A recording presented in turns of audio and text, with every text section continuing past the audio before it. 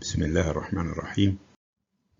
My name is Tariq Al-Tawil, and I'm one of the orthopedic surgeons at the National Institute of Neuromotor System in Cairo. My talk today will be on total hip replacement on top of all the fracture acetabulum with internal fixation.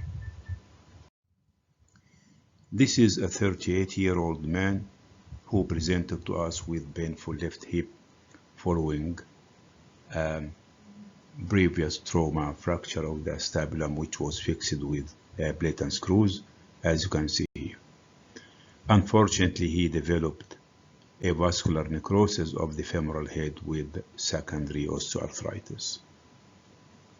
And from this, I think most of us will think of giving him a total hip replacement. Now the question is how we are going to apply the acetabular cup with this metal work in. And definitely when the surgeon applied this metal work, he put in mind not to have any screws penetrating into the acetabulum. And to be sure of that, we have to do a CT scan. CT scan was done. Unfortunately, the number of slides here is quite thin, but we have gone through all the slides to look into the shape of the acetabulum, the condition of the medial wall, the plate and the screws, and be sure that there is no penetration into the acetabulum. And if this is the condition, then I believe we can apply a cup, whether cemented or cementless, but for his young age, I would prefer a cementless cup. So this is the total hip which was applied while keeping the metal work in. And definitely we didn't use the posterior approach, as this was the approach used before by the ORIF operation, and we used the lateral hard edge approach. And as you can see, the stem as well is fitting snugly into the medullary canal.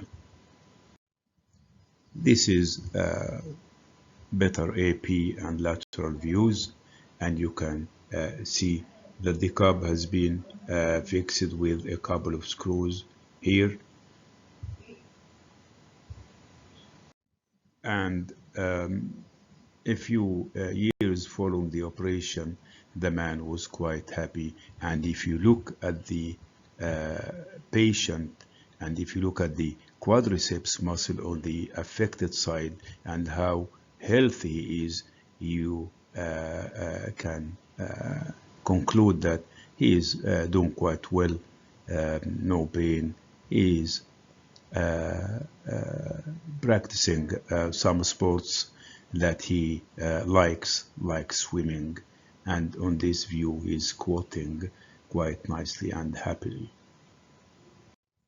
Now the message from this case is that if you need to do a total hip replacement for an affected hip by all the fracture with metal work in, you have to be sure whether this metal work is penetrating through the acetabulum that will be in the way of a total hip you are going to apply. And in this situation, you have to remove the metal work.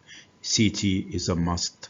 If there is no penetration into the acetabulum, then at this stage you can safely apply a total hip replacement, whether cemented or cementless, according to what you like and to the age and situation of the patient.